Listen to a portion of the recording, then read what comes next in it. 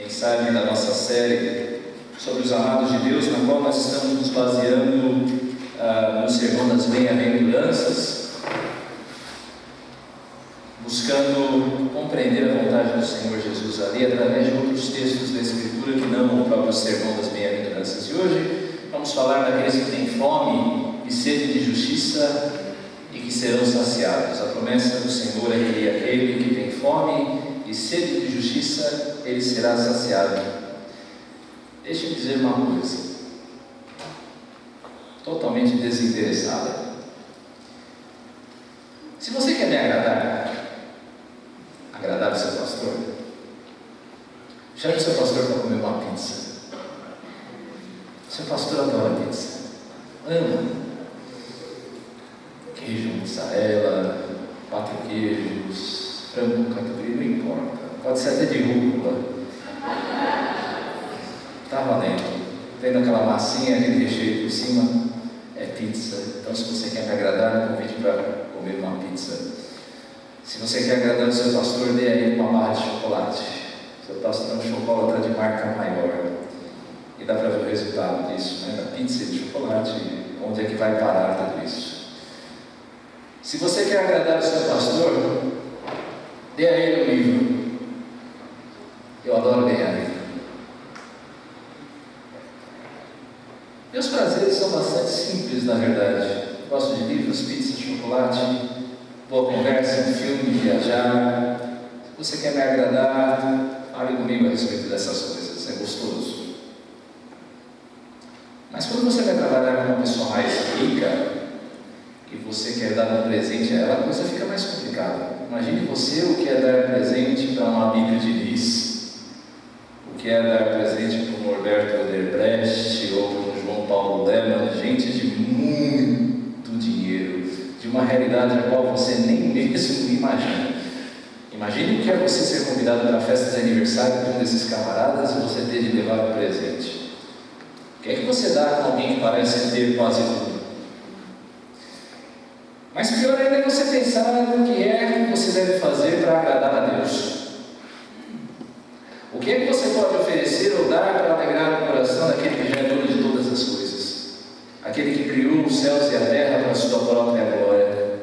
Aquele que está no domínio, no controle, até mesmo das nossas vidas. O que é que você ofereceria ao Senhor para alegrar o coração dele, para alegrar o seu Deus?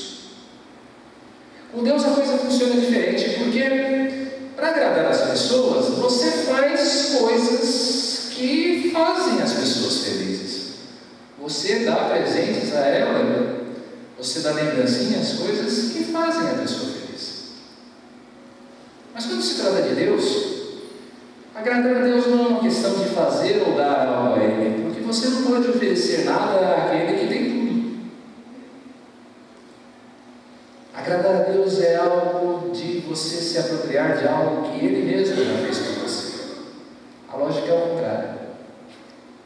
Com Deus, você não dá. Com Deus você recebe. É nesse sentido que eu quero falar com vocês a respeito de justificação, de justiça. Porque justificação essencialmente é isso, é como você entra num relacionamento de amor com Deus, de amizade com Deus. É como você pode ser aceito por um Deus que tem tudo, e para o qual você não pode oferecer absolutamente nada. Eu quero meditar sobre esse tema com você em cima da carta de Paulo aos Filipenses. Carta de Paulo aos Filipenses, no capítulo 3. Eu não vou ler esse texto todo agora. Eu peço que você deixe a sua Bíblia aberta, para que você vá acompanhando. Nós vamos explicando esse texto pouco a pouco. Filipenses capítulo 3, nós vamos ler dos versos 3 a 11. Deixe-me falar a respeito do problema que esta carta está tratando. Essa é uma carta muito alegre, é a carta da alegria de Paulo. E é até contraditório, porque Paulo ele escreve essa carta da prisão. Nós não sabemos se em Roma, se em Éfeso, mas Paulo está escrevendo de uma situação bastante complicada, pessoalmente falando. Mas mesmo assim o tom da carta é um tom muito alegre, ele se alegra dos filipenses. Mas como específico. Os filipenses, eles estavam enfrentando um problema muito comum na época.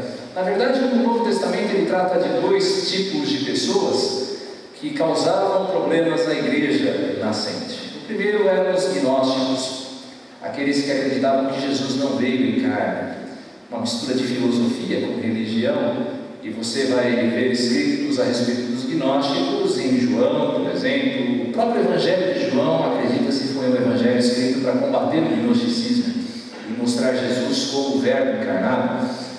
E o outro grupo eram os judaizantes, pessoas que se adentravam na igreja, mas acreditavam que simplesmente acreditar em Jesus não era suficiente. Você deveria seguir a lei de Moisés, a lei cerimonial. Você deveria ser circuncidado, você deveria seguir toda uma prescrição dietética, você deveria seguir festas e dias de festas. E na verdade ia mais além da lei que você encontra registrada no Levítico. Você tinha de seguir até mesmo as instruções dos rabinos a respeito da lei. Na verdade, esse hábito de seguir até mesmo a lei cerimonial e a instrução dos rabinos, ela permanece até hoje no judaísmo. Se você vai no Bom Retiro, por exemplo, ou em Higienópolis, você vai encontrar alguns prédios ali que o elevador não tem botões. Ele é controlado por voz. Você entra no elevador e você diz o andar que você deseja ir. E aí você pensa, é uma questão de tecnologia. De maneira nenhuma. Aquilo ali é uma questão religiosa. Por quê? Porque no prédio existe uma grande concentração de judeus, e muitos deles são judeus ortodoxos, ou seja, aqueles judeus mais radicais, e eles entendem que até mesmo apertar o botão no sábado é obra. Então, para que eles não tenham que apertar o botão, eles falam: primeiro andar, segundo andar. Assim eram os judaizantes. E Paulo vai mostrar que, nesse trecho que nós estamos lendo, algo a respeito dos judaizantes. Ele vai rebater esse ensino dos judaizantes. Ele vai mostrar, por exemplo, que a circuncisão, é o que você vê no verso 2, a partir dos textos originais, que a circuncisão, somente a circuncisão segundo a carne, ela era uma mutilação, na verdade. Ela não tinha proveito nenhum.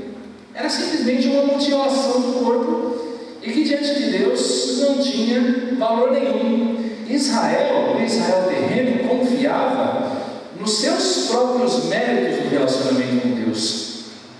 Mas o verdadeiro povo de Deus não era aquele que era circuncidado segundo a carne, mas era circuncidado no coração.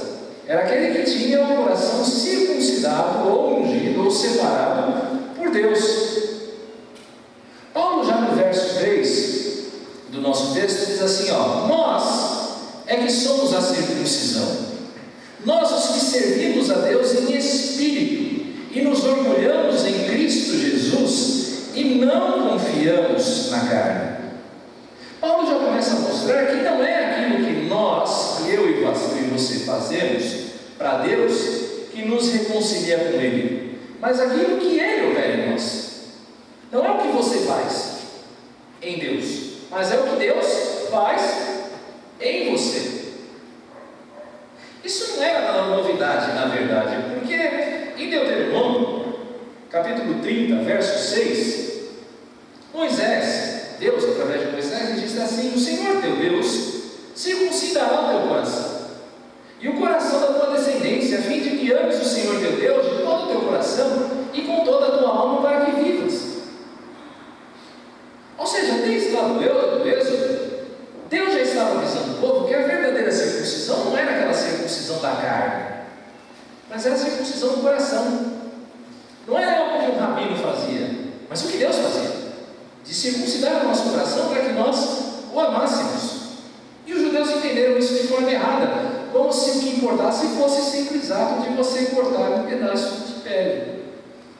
Boa parte do ministério de Paulo se dedicou a corrigir esse equívoco, visou esclarecer esse ponto. Quando você abre, por exemplo, em Romanos, capítulo 2, nós lemos hoje bastante Romanos 2, versos 28 e 29, você ouve assim: porque judeu diz o apóstolo Paulo, não é aquele que é judeu exteriormente, e não é circunciso quem o é apenas no exterior da carne, mas judeu, ou seja, parte do povo de Deus, é quem o é no interior. E circuncisão é a do coração, realizada pelo Espírito, não pela letra, aquela cujo louvor não provém dos homens, mas de Deus. O que Paulo pretende mostrar para a gente nesse texto de Filipenses, no qual nós estamos meditando hoje, é que atos de religião, vir ao culto, pertencer a uma igreja, participar de atividades religiosas, ou você seguir uma lista de regras do tipo, coma isso, não coma aquilo, faça isso ou não faça aquilo, ou então ofertas, dízimos, ou caridade, não podem nos aproximar de Deus. Religião, caridade, moralidade não são coisas que podem fazer com que você tenha amizade com o Senhor. Paz com Deus, eu repito, não é uma questão do que nós fazemos, mas do que Deus faz em nós. Você precisa entender isso. Paz com Deus não é algo que você faz, é algo que Deus faz em você. Justiça não é algo que você pode fazer, mas algo que Deus vai fazer por você. Filipenses então passa a ser aqui, nesse trecho que nós estamos lendo, uma ilustração. Paulo vai ilustrar com um exemplo muito pessoal aquilo que ele está querendo dizer. Talvez seja a descrição mais íntima, mais pessoal de Paulo que você tem em todo o Novo Testamento.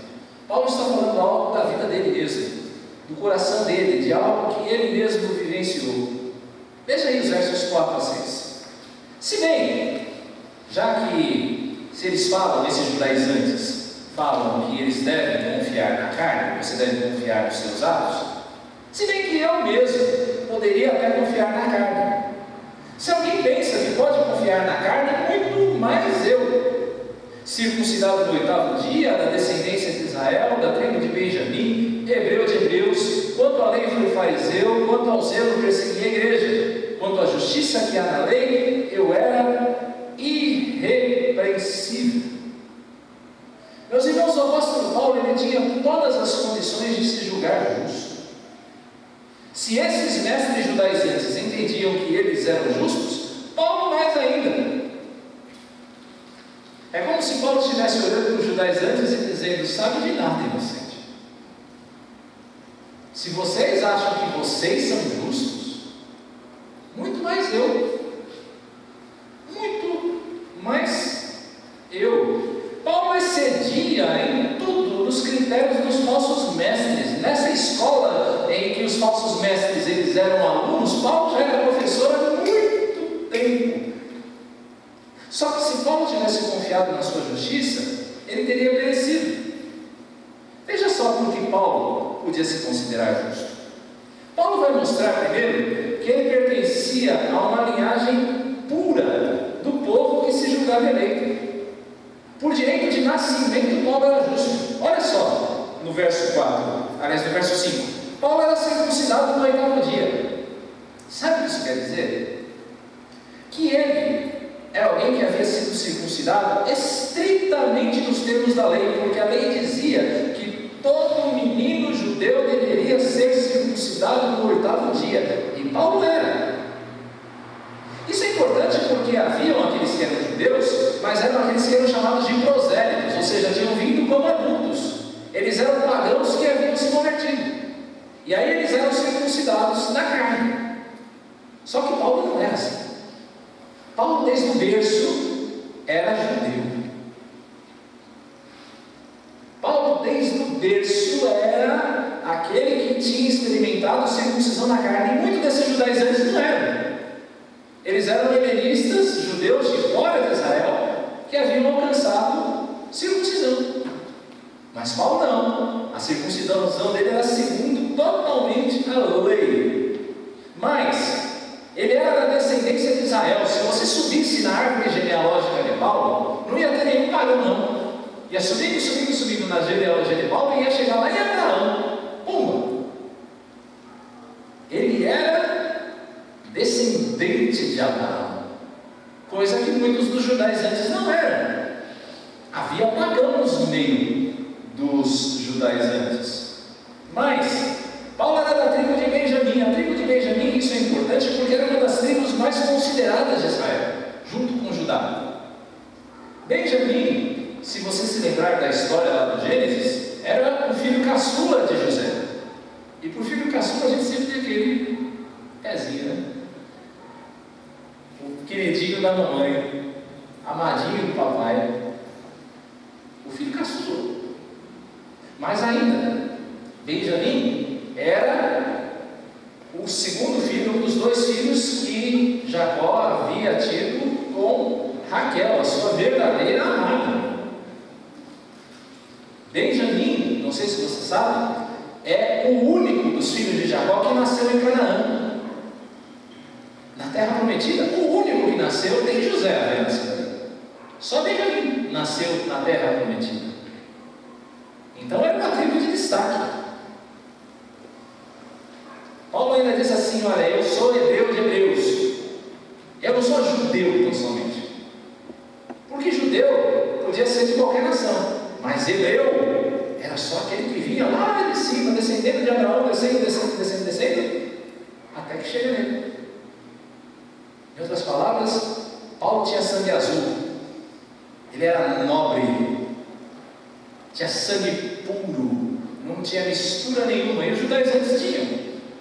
Então ele podia se orgulhar disso. Mas Paulo não podia se orgulhar não somente do seu nascimento, tinha mais uma coisa que Paulo podia se orgulhar: das suas próprias conquistas.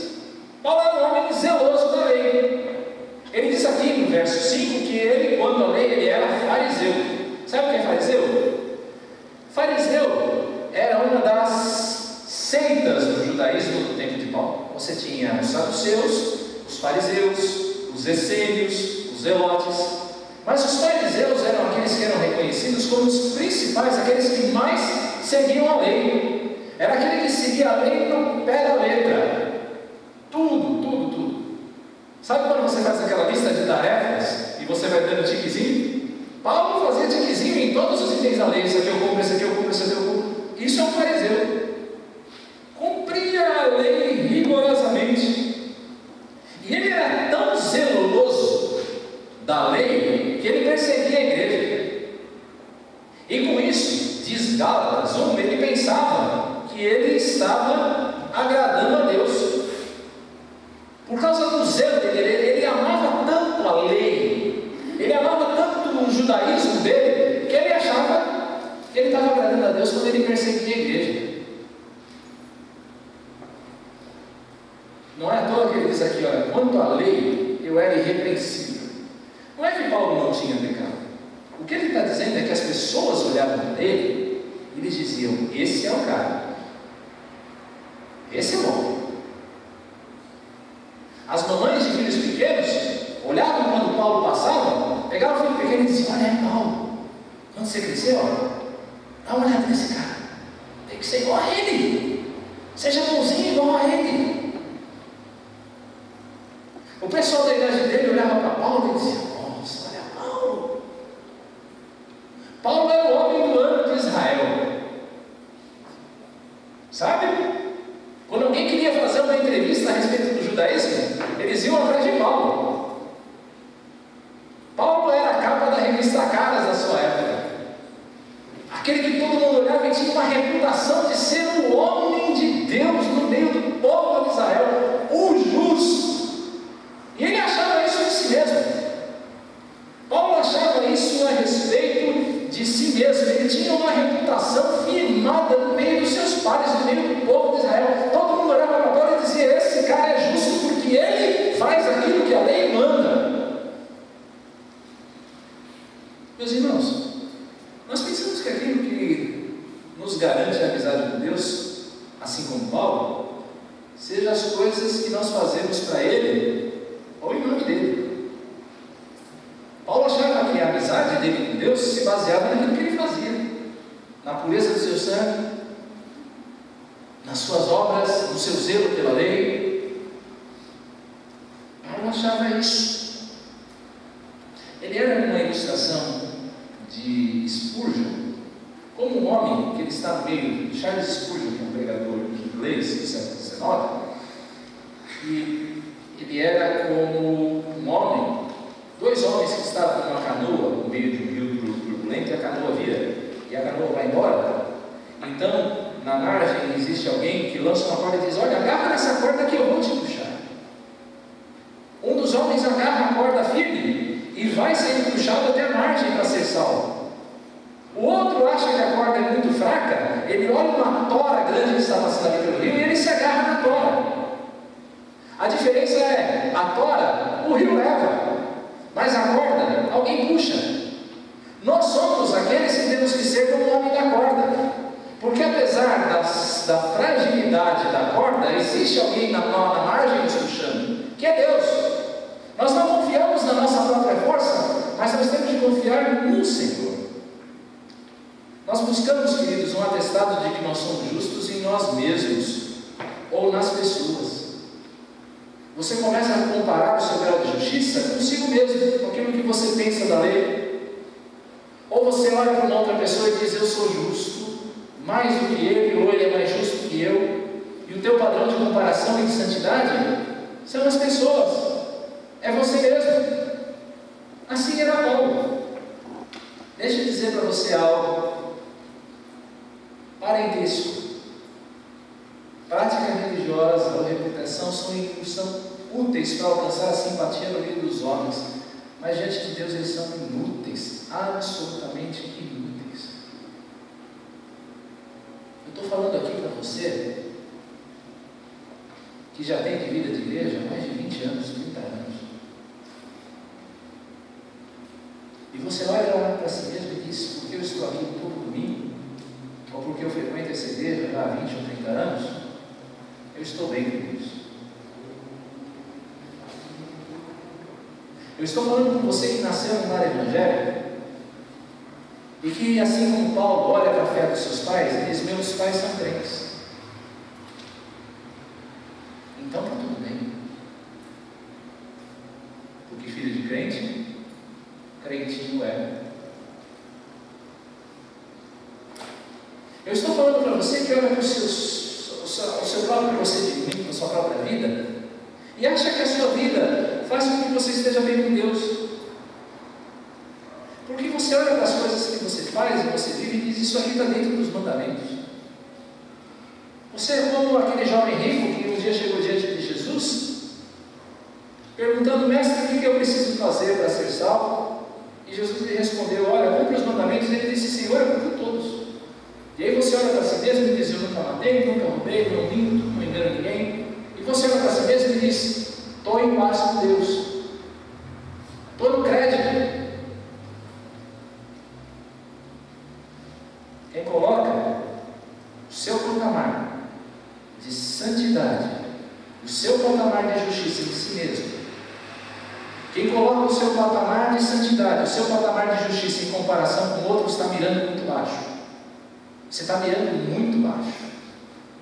E você vai errar o alvo. Se você seguir nesse caminho, confiando em si mesmo, você vai errar o alvo. Porque está muito baixo. Versos 7 a 9. Vai mostrar a virada aqui. Porque Paulo, ele acreditava em todas essas coisas. Ele era um homem orgulhoso, cheio de si, cheio dos seus próprios méritos. Até o dia em que ele decidiu sair de Jerusalém e ir até Damasco, levando cartas para prender os cristãos que ele encontrasse. Só que literalmente, no meio do caminho, Paulo caiu do cavalo. Ele encontrou com o Senhor Jesus Cristo, ressurreto no caminho de Damasco. E aí, como diria o teólogo Jorge Aragão, aí foi que o barraco desabou. Toda a confiança do apóstolo Paulo naquele momento em que ele encontrou com o Senhor Jesus Cristo, todas as certezas que ele tinha na vida, toda a certeza de que ele era aceitável diante de Deus, ele era um amigo de Deus, tudo isso foi por terra, junto com Paulo caindo do cavalo. Porque ele entendeu que a sua justiça era incapaz de comprar a amizade de Deus. Verso 7 a 9. Mas o que para mim era lucro, passei a considerar perda por amor de Cristo. A linguagem que Paulo usa aqui é uma linguagem de contador. Pensa numa planilha contábil, onde você tem créditos e débitos. Nessa, créditos de um lado, débitos do outro.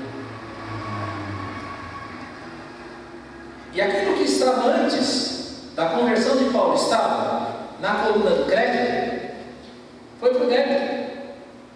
Aquilo que ele considerava lucro, tornou-se em perda. Sabe por que é perda? Toda essa confiança de Paulo, ela é perda, ela não é lucro para ele. Porque essa confiança de Paulo em si mesmo acabaria levando para a morte. Seria um peso que o levaria para o inferno. Essa confiança na justiça própria dele. Paulo é aqui como o homem de Mateus 13:44. Você se lembra que diz Mateus 13:44 sem abrir sua Bíblia?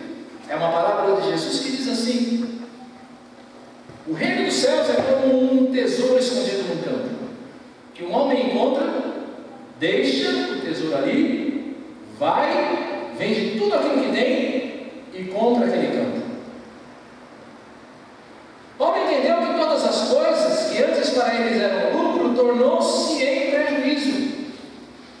Ele entendeu que o que aproveita um homem ter o mundo inteiro, ganhar o mundo inteiro e perder a sua alma, tudo aquilo que ele considerava como lucro, agora se tornava numa perda, num prejuízo. Riqueza, porque Paulo provavelmente era de uma família muito bem nascida, o fato dele ser cidadão romano indica isso. Riqueza, prestígio, o autoconceito que Paulo tinha de si mesmo, a justiça que ele tinha segundo a lei, tudo isso para ele se tornou numa perda. Ou para usar literalmente a palavra que ele usa aqui no verso 8: sim, de fato eu também considero todas as coisas como perda comparadas com a superioridade do conhecimento de Cristo Jesus, meu Senhor, pelo qual perdi todas essas coisas. Quando Paulo se coloca lado a lado com Cristo, ele entende que todas as outras coisas eram como nada. Deixa eu ilustrar isso de uma maneira prática. Arthur, você vai ter um pouco de trabalho agora.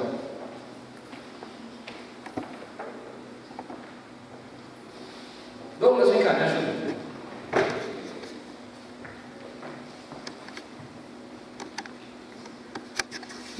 Se eu olho para mim mesmo, eu vou ver o tamanho da minha justiça. Eu vou comparar a minha vida com a lei, eu vou abrir os 10 mandamentos e dizer, ok, esse sim, esse sim, esse sim, esse sim, esse sim, e o meu padrão sou eu mesmo, como eu já disse. Ou o meu padrão possa ser o Douglas, o meu padrão de comparação. Eu vou olhar para o Douglas e vou ver, bom, o Douglas é um pouco menor do que eu. Pouco. Certamente mais jovem, mais bonito que eu. Pelo menos a Raquel acha. E deve continuar achando. Para a glória de Deus. E eu estou me comparando aqui com o Douglas. Aí eu olho a vida do Douglas e digo, Douglas, ele conhece mais da Bíblia do que eu.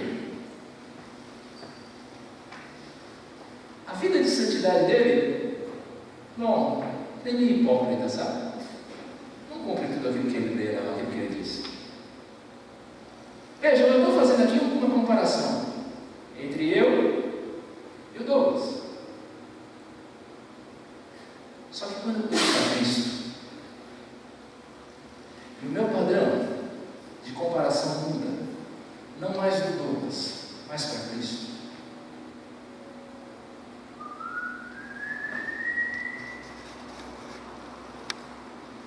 É infinitamente superior.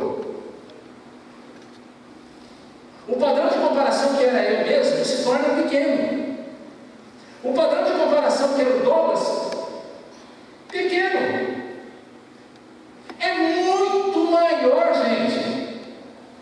Não tem comparação. É infinitamente superior. O Senhor Jesus Cristo é muito mais justo do que eu ou Douglas. Ele é muito mais santo do que eu e o Douglas. Ele é muito mais perfeito do que eu e o Douglas. Não há qualquer padrão de comparação possível.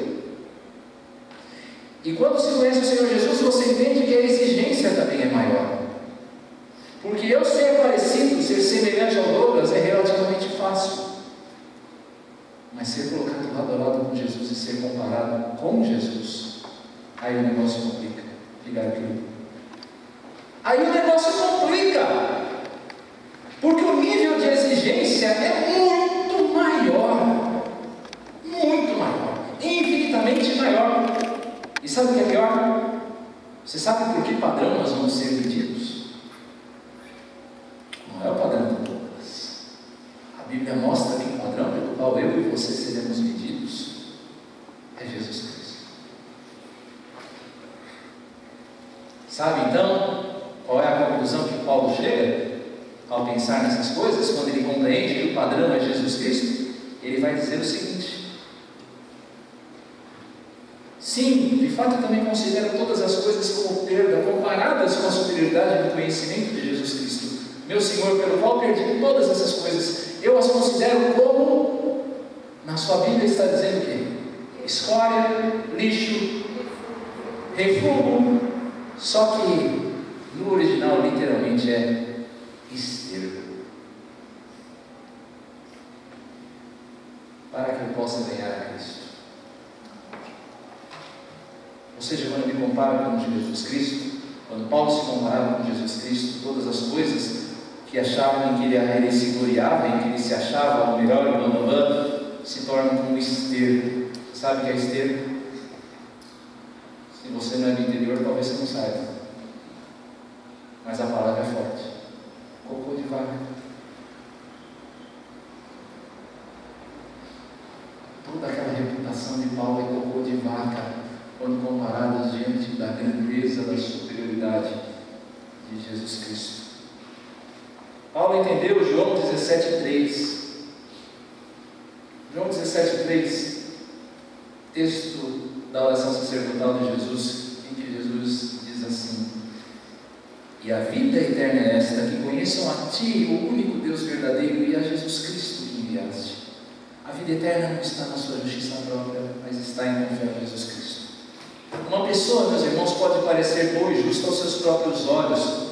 Você pode parecer bom diante dos olhos dos outros, mas quando colocada diante do padrão de Deus, toda a nossa justiça vai para o ralo. Você entende que você não é nada. Em termos de justiça, você não pode se equiparar a Deus.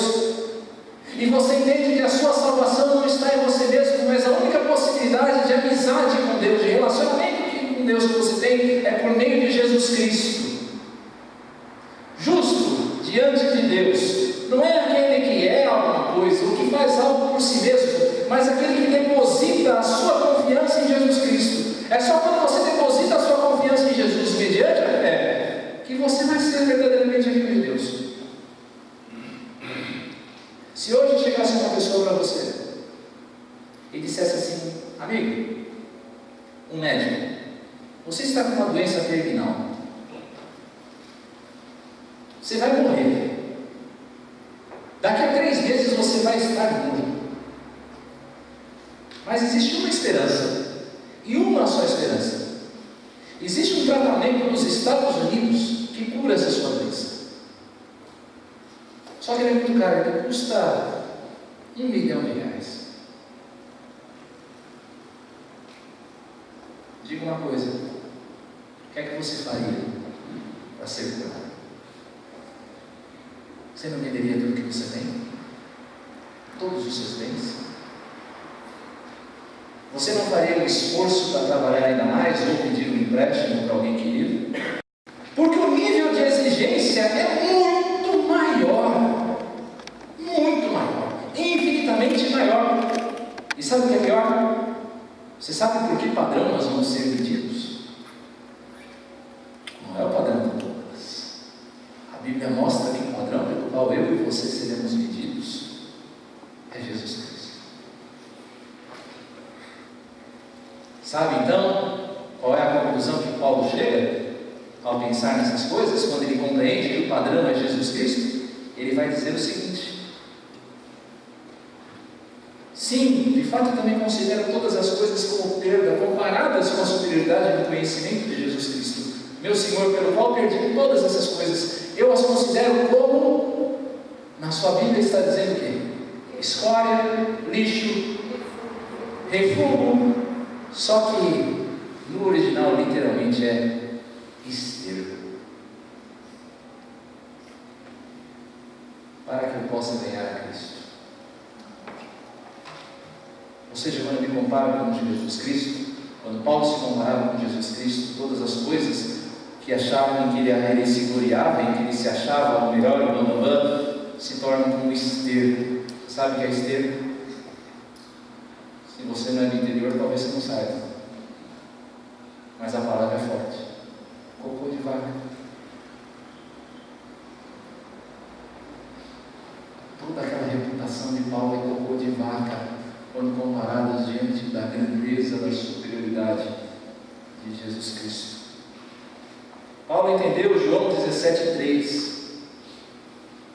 João 17,3, texto da oração sacerdotal de Jesus, em que Jesus diz assim: e a vida eterna é esta, que conheçam a Ti, o único Deus verdadeiro, e a Jesus Cristo que enviaste. A vida eterna não está na sua justiça própria, mas está em confiar em Jesus Cristo. Uma pessoa, meus irmãos, pode parecer boa e justa aos seus próprios olhos. Você pode parecer bom diante dos olhos dos outros, mas quando colocada diante do padrão de Deus, toda a nossa justiça vai para o ralo. Você entende que você não é nada. Em termos de justiça, você não pode se equiparar a Deus. E você entende que a sua salvação não está em você mesmo, mas a única possibilidade de amizade com Deus, de relacionamento com Deus que você tem, é por meio de Jesus Cristo. Justo diante de Deus não é aquele que é alguma coisa, ou que faz algo por si mesmo, mas aquele que deposita a sua confiança em Jesus Cristo. É só quando você deposita a sua confiança em Jesus, mediante a fé, que você vai ser verdadeiramente amigo de Deus. Se hoje chegasse uma pessoa para você e dissesse assim: amigo, um médico, você está com uma doença terminal, você vai morrer, daqui a 3 meses você vai estar morto, mas existe uma esperança, e uma só esperança. Existe um tratamento nos Estados Unidos que cura essa sua doença. Só que ele é muito caro, ele custa R$1 milhão.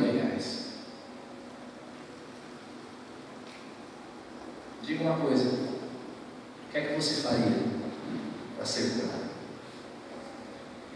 Você não venderia tudo que você tem? Todos os seus bens? Você não faria um esforço para trabalhar ainda mais ou pedir um empréstimo para alguém querido? Você faria de tudo, você venderia tudo, você entregaria tudo em troco da sua vida, não é verdade? Se você faz isso por causa da tua vida terrena, que irá perecer mais cedo ou mais tarde, porque todos vamos morrer, como você não faz a mesma coisa com a vida eterna? E não faz como Paulo, que considera todas as coisas como perda em prol do conhecimento de Cristo.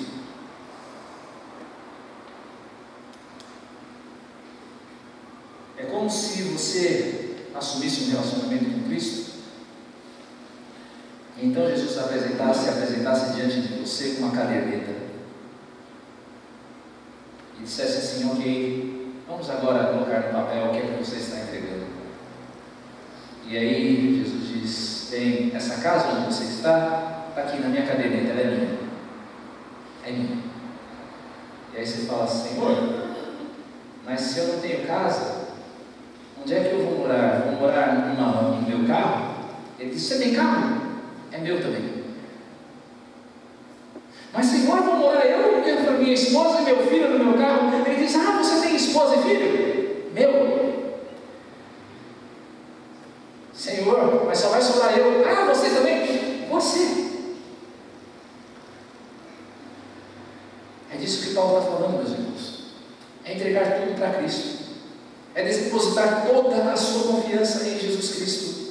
Quando as nossas qualificações são colocadas diante de Cristo, nós percebemos quão superior são as exigências e ao mesmo tempo os benefícios de estar com Cristo. Se você confia na sua própria justiça, você vai perecer. Se você confia no seu mérito, você vai perecer. No mundo é mais importante quem mais arrecada, não é verdade? Quem mais consegue conquistar. Mas no reino dos céus é diferente. Maior no reino dos céus não é quem arrecada, é aquele que entrega. A começar de si mesmo. A fé que Paulo depositava em Cristo não era uma fé meramente conceitual. Paulo, essa fé tinha efeitos práticos. Nós nos tornamos um com Cristo. Versos 10 e 11 diz assim: todas as coisas, aliás, desculpe, estou lendo o texto errado. Deixa eu voltar lá para Filipenses. Filipenses 3, a partir do verso 10, ele diz assim: para conhecer a Cristo e o poder da sua ressurreição e a participação dos seus sofrimentos, identificando-me com Ele na sua morte, para ver se de algum modo eu consigo chegar à ressurreição dos mortos. O que Paulo está mostrando aqui? Ele está mostrando que a fé em Cristo é um poder que primeiro ressuscitou dos mortos. Sim, porque Paulo, enquanto ele confiava nos seus próprios méritos, ele estava morto, não havia vida nele, ele estava morto nos seus delitos e pecados, como ele escreve em Efésios 2. Esse poder de Deus, o mesmo poder que ressuscitou a Jesus Cristo, ressuscitou Paulo da morte espiritual. Esse poder não só ressuscitou da morte espiritual, mas ele o estimulava a se tornar um participante do sofrimento de Cristo. Como é que é isso daí mesmo? Quer dizer então que Paulo, ele se oferecia para morrer como Cristo morreu, negando a si mesmo. O poder de Deus habilitava Paulo a isso. A fé era um poder que vivificava Paulo a cada dia e fazia seguir adiante. E por último, era um poder que justificava a esperança de Paulo na vida eterna. Ele sabia, pode parecer quando você lê o verso 11, que Paulo tinha alguma dúvida de que ele fosse alcançar a ressurreição, mas não se trata disso. O que se trata aqui é de que Paulo ele sabia que de alguma maneira que ele não conhecia, Paulo não conhecia todo o seu percurso, mas ele sabia que de alguma maneira ele podia ter certeza que Deus iria ressuscitá-lo dentre os mortos. A fé de Paulo em Jesus Cristo garantia essa segurança. Abra por favor a sua Bíblia em Romanos 6. Romanos capítulo 6, versos 3 a 8.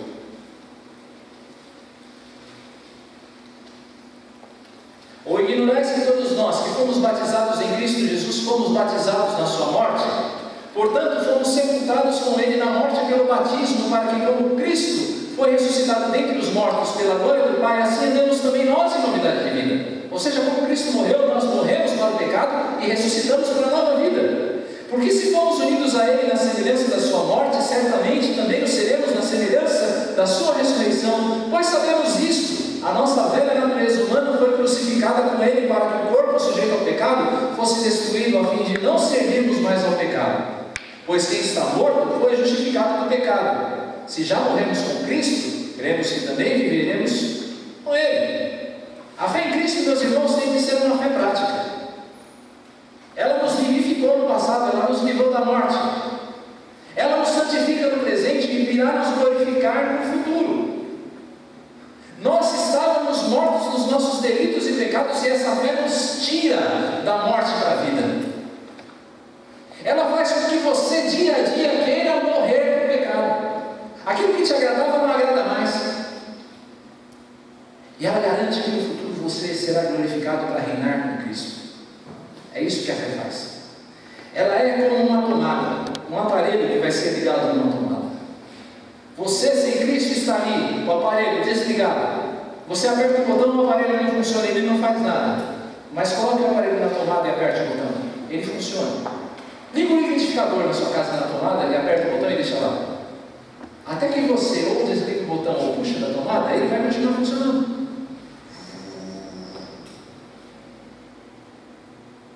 A fé em Deus é isso.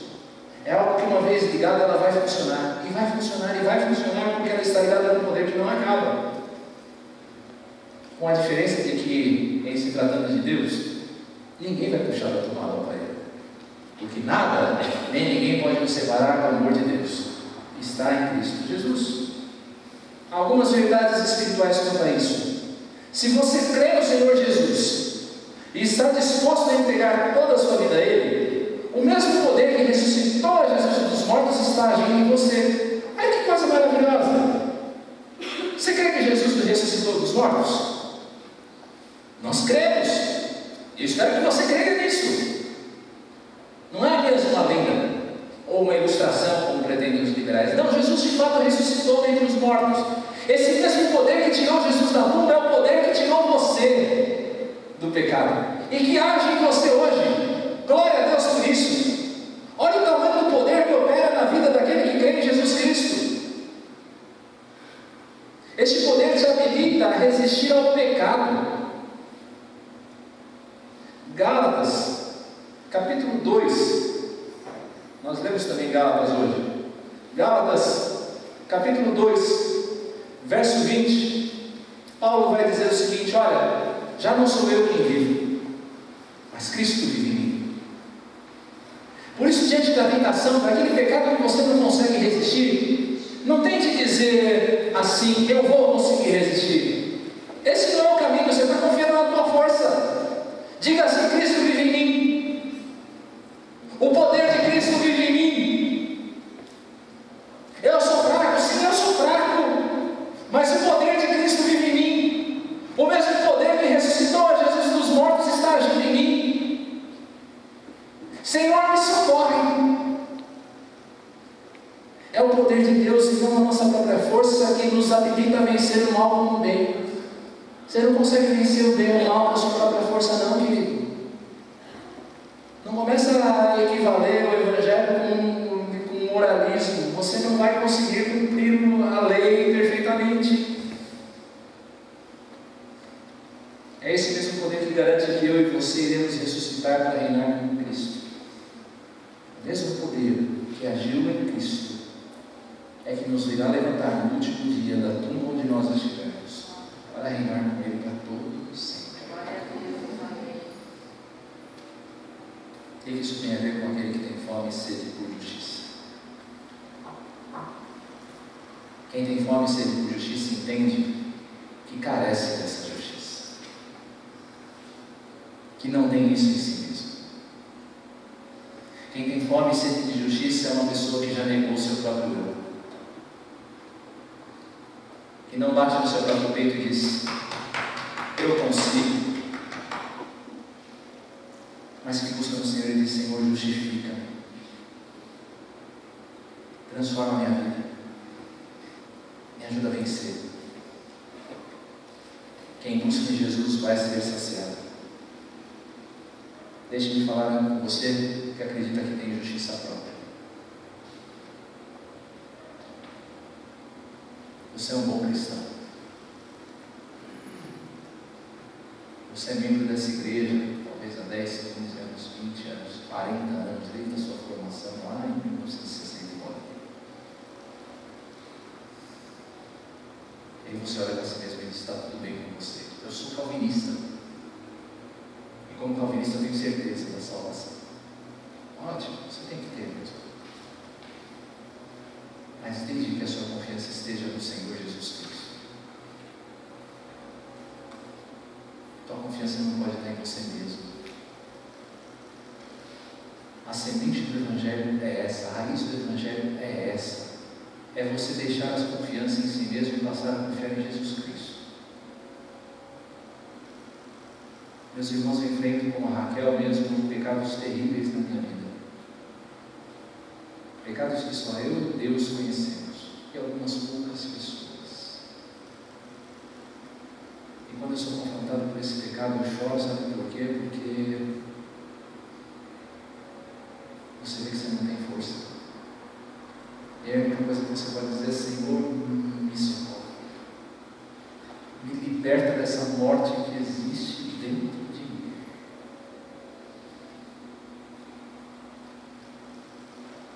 Deixe de confiar na sua justiça própria. Olha para Jesus. Deixa a tua vida de religião. Eu falo também com você a partir desse texto, a você que já teve uma experiência de fé, mas ainda não se entregou totalmente. Quero falar com você, você que é jovem cristão, que vive ainda de acordo com a fé dos teus pais. Teus pais te chamam para ir para a igreja, você diz que sabe, e deixa ficar em casa.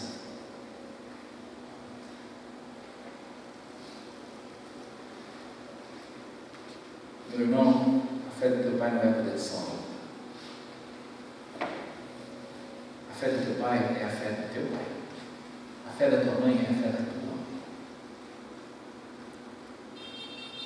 O Senhor te chama hoje a tomar um passo de fé, a tomar uma decisão por Ele hoje, e dizer: sim, pastor, sim, Senhor Jesus, a fé dos meus pais é a minha fé. Não é mais porque alguém me diz, mas é porque eu hoje sei. É porque hoje, baseado na tua palavra, eu entendi que eu tenho de crer no Senhor Jesus e entregar a minha vida totalmente a Ele. Eu quero vivenciar isso por mim mesmo, não é porque alguém está me contando, não é porque o meu marido, não é porque o meu namorado, não é porque o meu pai falou, não é porque o meu irmão me falou, não é porque essa pessoa que está do meu lado, pela qual eu tenho a maior simpatia, me falou. Não, é porque eu entendi e eu creio. Esse Jesus não é mais o Jesus do pastor César, ele é o meu Jesus. E por ele eu estou disposto a entregar tudo. Aliás, isso é importante também falar com aquele que, dizendo ter a Cristo, ainda vive uma vida de pecado. É aquele tipo de pessoa que diz: tudo bem, eu sou de Jesus, mas esse aqui é meu. Jesus entra na minha casa, entra na minha vida, mas não abre a geladeira. A geladeira é minha. Ali o Senhor não mexe. Está com a porta trancada. Meu irmão, aquilo que você tem por lucro, considera como perda. As coisas que você mais valoriza, considera como perda. Sabe por quê? Porque aquilo que o Senhor Jesus oferece para você é algo muito maior, é a superioridade do conhecimento, é a superioridade desse relacionamento com Cristo. Isso não vai ter dinheiro que pague, não vai ter nada que se equivalha, não são os teus prazeres, não vai ser a amizade das pessoas.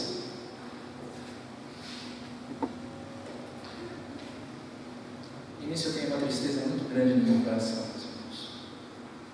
Devo confessar com vocês. Se alguém não deixar pai e mãe, se alguém não deixar pai e mãe por amor a mim, não é digno de mim. É difícil.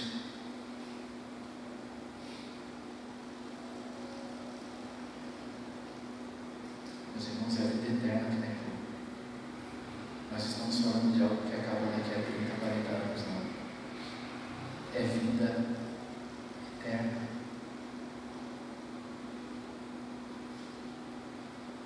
Deixe o teu pecado.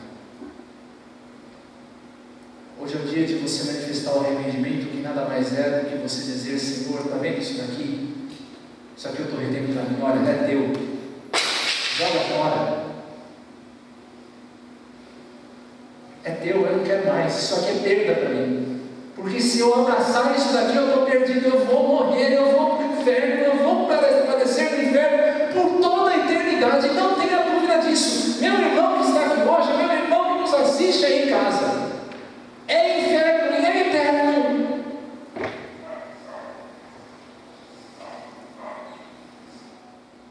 Mas eu quero falar por último com você que precisa conhecer a Cristo ainda.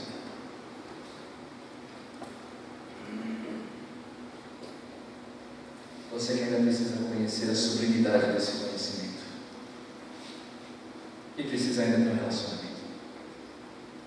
É possível que pessoas assim estejam aqui hoje, ou que nos assistem aí em casa.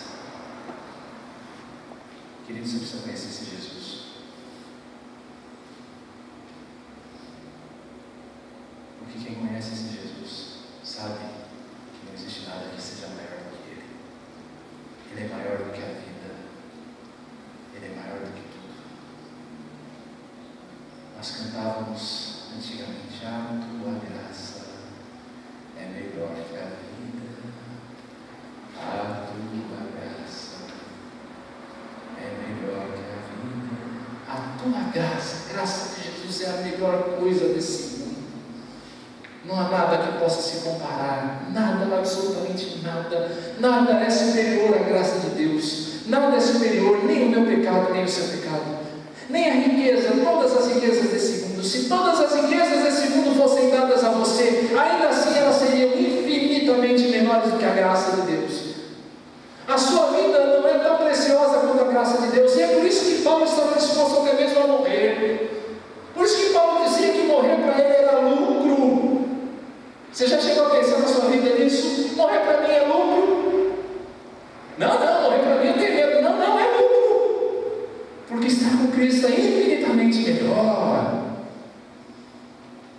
Por isso eu quero fazer um apelo a você.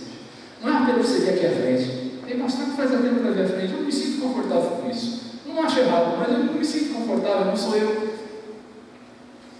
Mas eu quero fazer um apelo a você para você receber esse Jesus no seu coração. Não dá para você ouvir uma mensagem como essa e ficar no seu lugar indiferente. Você precisa tomar uma decisão diante dessa pregação que você acabou de ouvir. O muro é do diabo, né? O caminho do meio, ficar no cima do muro, é do diabo. Você precisa só assumir um lado. Ou você diz, não, eu não quero saber nada desse Jesus, vai embora e não quero saber mais nada. Ou então você assume uma posição de uma vez por todas. E se você quer assumir essa posição, hoje, em nome de Jesus, porque não sou eu, e não quero constranger também você, mas vem falar com a gente depois. Não sai daqui hoje sem tomar uma decisão e dizer, eu quero esse Jesus. Eu entendi, pastor, eu quero esse Jesus. Ou talvez você esteja assistindo em casa. Eu vou pedir para o Arthur depois colocar meu e-mail aqui embaixo. Como faz na televisão, né? Está aqui o meu e-mail. Coloca lá, Arthur. Manda um e-mail para a gente dizendo isso. Pastor, eu quero receber esse Jesus na minha vida. Eu quero conhecer a graça dele. Queridos, aqueles que têm fome e sede de justiça são felizes, porque eles serão saciados. Que esta fome esteja em você, porque esta fome é uma fome que nos desperta para a vida eterna.